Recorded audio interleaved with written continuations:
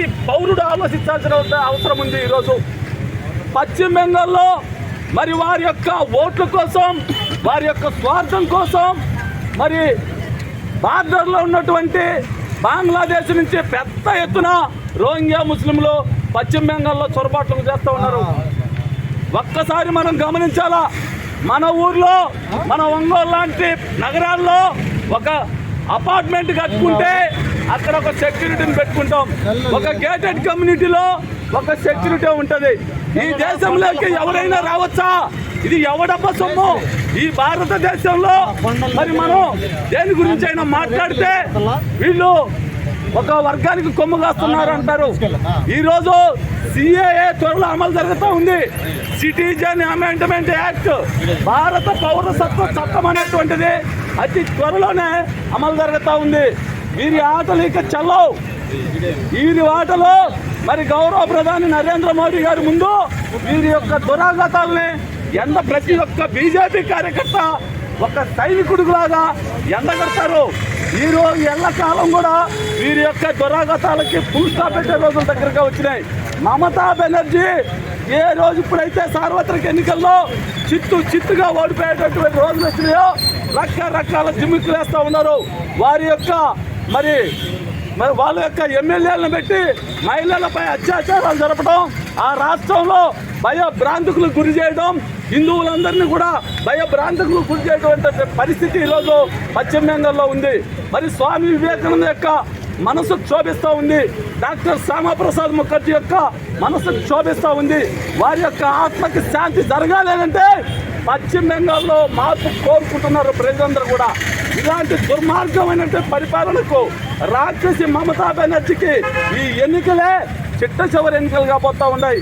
మరి ప్రతి ఒక్కరు కూడా భారతదేశంలో ఉన్నటువంటి ప్రతి పౌరుడు కూడా ఇలాంటి సంఘటనలు ఖండించాలా. మరి ఈరోజు కోహనా మేధావులు కొంతమంది ఉన్నారు.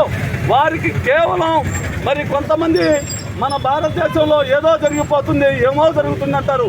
ఈరోజు మరి సందేశ్ ఖలీలో జరిగినటువంటి మహిళలపై జరుగుతున్నటువంటి అత్యాచారాల మీద ఈ కోహనా మేధావులు ఎందుకు స్పందించడం లేదు? ఎందుకు వారికి నోరు పెరగడం లేదు? మరి వామపక్ష భావజాలం అని చెప్పుకునేటువంటి వీళ్ళు పశ్చిమ బెంగాల్లో జరుగుతున్నటువంటి అరాచకాలు వాళ్ళ కళ్ళకు అవపడడం లేదని మేము అడుగుతా ఉన్నాం. ఇవన్నీ వాస్తవాలు గమనించాలని మేము అడుగుతా ఉన్నాం. సందేశ్ ఖలీలో మహిళలపై జరుగుతున్నటువంటి అకృత్యాలపై స్పందించిన మమతా బెనర్జీని వెంటనే తొలగించాలి. సందేశ్ ఖలీలో మహిళలపై జరుగుతున్నటువంటి అకృత్యాలపై స్పందించిన మమతా బెనర్జీని వెంటనే తొలగించాలి.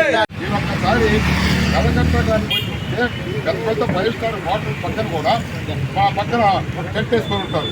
ఎవరు కూడా మీకు ఖాళీ స్థలం కనపడితే ఎక్కడైనా టెంట్ వేయని చెప్పి ఆటో తెచ్చి పశ్చిమ బెంగాల్లో దాదాపు 2 కిలోమీటర్లు ఇట్లాంటి రోడ్డు మీదనే నమోదు చేస్తూ ఉంటారు. వాళ్ళ దాంట్లో పూర్తిగా అక్కడ తీర్చిపోయింది. అదేవిధంగా ఇలాంటి వ్యక్తులు అందరూ కూడా వీళ్ళందరూ భూ కబ్జాల గురించి పాల్పడి సంపాదించిన డబ్బుతోటే మళ్ళా ఎలక్షన్స్లో ఈ యొక్క మమతా బెనర్జీ మహిళా కావాలో ఒకడుతున్న మమతా బెనర్జీ ఒక మహిళ ఉండి మహిళలకే రక్షణ ఇవ్వలేకపోతే రక్షణ జీవితాలని చెప్పి భారతీయ జనతా పార్టీ డిమాండ్ చేస్తుంది. అదేవిధంగా కేంద్ర ప్రభుత్వం కూడా ఈ రోజున వాళ్ళు 55 రోజుల తర్వాత అరెస్ట్ అంటారు. 55 రోజులు మీకు తెలియకుండా వాడు అజ్ఞాతం ఉన్నారంటే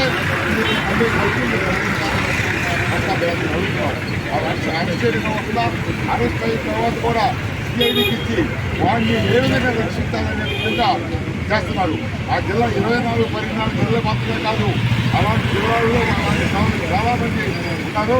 సిఐడి కాకుండా రక్షణని ఆ Shahjahan ED company EB company లేకపోతే భారతీయ జనతా పార్టీ ఉద్యోగాలు. అదేవిధంగా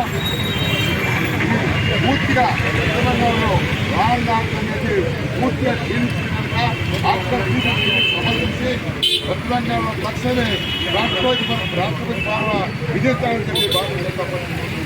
ఎందుకంటే రాబోయే ఎన్నికల్లో రాష్ట్రంలో వెస్ట్ బెంగాల్ ఎన్నికలు జరగవు. రాబోయేది వెస్ట్ బెంగాల్లో భారతీయ జనతా పార్టీ ప్రభుత్వం రాబోయేది ఖచ్చితంగా వెస్ట్ బెంగాల్లో